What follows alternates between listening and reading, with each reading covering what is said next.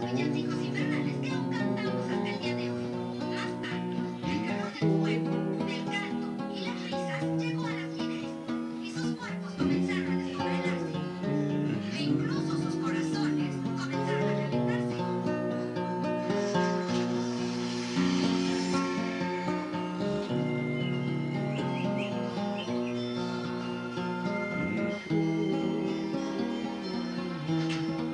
Las tres líderes accedieron a compartir la hermosa tierra y a vivir en armonía por siempre. Y juntas,